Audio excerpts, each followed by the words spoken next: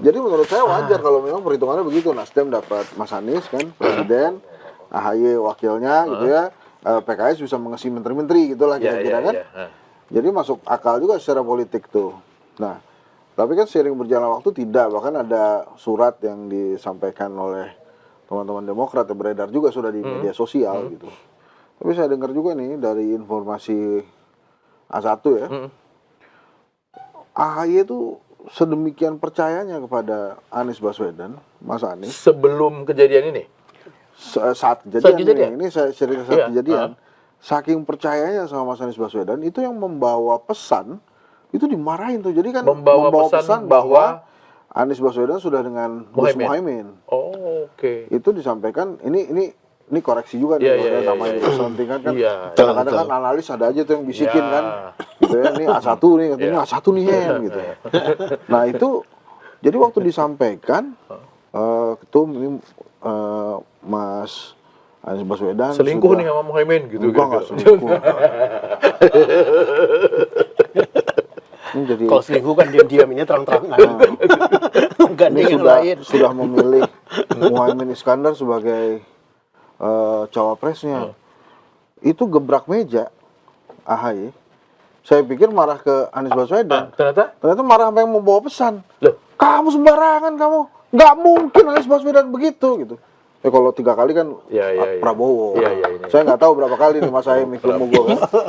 Banyak tuh Pak Prabowo tuh. AHY belum tahu nih kita berapa kali tuh ya. Nah, yang jelas gebrak meja. Mungkin sekali ya karena gebrak meja. Kalau gebrak meja mungkin lebih dari lama ya gue yang ngejelasin gini doang. Untung podcast. Jadi gitu. Jadi dimarahin yang mau pesan. Nggak mungkin Anies Baswedan begitu. Saya percaya dia. Gitu. Jadi Mas AHY itu begitu cintanya sama Anies Baswedan dan begitu percayanya sama Anies Baswedan tidak akan begitu. Itu karena apa? Karena memang kedekatan yang mereka bangun selama berkoalisi ini, atau karena begitu yakinnya AHY dia akan dipilih oleh Anies? Saya agak yakin mungkin Mas AHY sudah merasa sebagai adik tuh ke Mas Anies. Karena kan pergi haji yang antar AHY, pulang haji dijemput AHY. Jadi mungkin membuncah kecewaan itu kan, dan ternyata betul gitu. Jadi ya saya sih menganggap wajar reaksi kader Demokrat atau pengurus Partai Demokrat, karena itu bukti kecintaan mereka juga kepada AHY ketumnya kan. Kalau nggak ada yang marah, mungkin AHY juga bingung juga gitu. Kenapa kader gua nggak ada yang marah? Gua dibeginiin, kalian diam aja. Kalian diam aja. Jangan-jangan kalian juga berharap gua nggak jadi cawapres gitu. Nah itulah makanya. Tapi begitu ada yang tapi Partai Demokrat ini kadernya justru berlomba-lomba menunjukkan kemarahan itu. Di medsos kan mungkin juga habis marah-marah dikirim ke AHY. Sudah marah gitu. Itu bukan marah yang sebenarnya. Maksud saya ya ada maksud tertentu gitu. Ini murni marahnya. Oh iya marah itu kan. Itu bisa begitu gitu. Enggak, maksud saya pada saat marah kan juga AHY pasti nonton nih kira-kira siapa aja yang marahnya. Oh banyak nih alhamdulillah. Berarti kan saya masih dijaga nih harga diri dan kehormatan saya sebagai ketum kan. Makanya menurut saya sih sangat wajar itu marah-marah begitu gitu.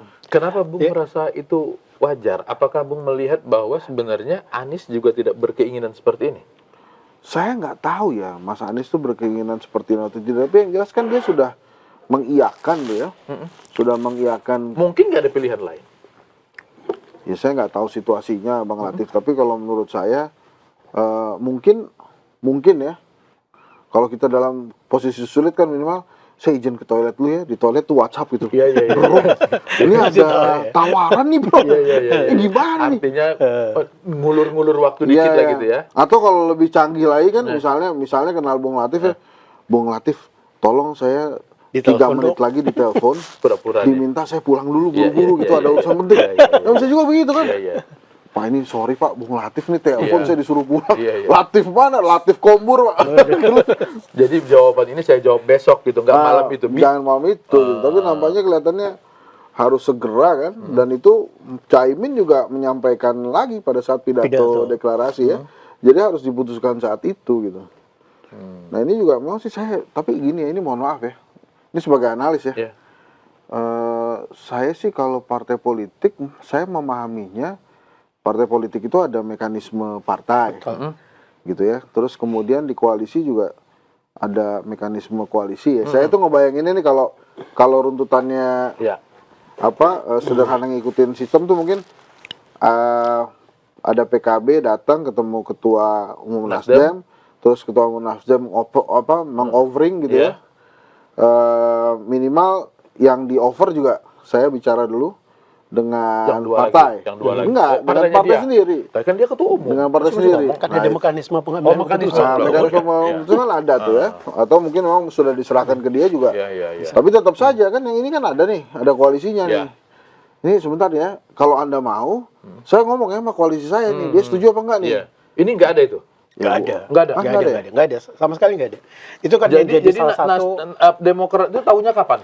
Kita diberitahunya setelah mereka sudah membuat keputusan, sudah ada salaman, makanya yang bikin juga sebagian besar kader ya, dan itu jelas di dalam rilis Bang Teguh Rifki Harsa. Kita pada posisi di fait accompli. Bang Kamhar ini dipaksa untuk beda dengan yang tadi. Tadi itu dia masih puasa, dia masih nahan emosi, bro. Sekarang tadi kita lihat udah buka nih. Bahaya. Kalau gitu gue minum lagi deh.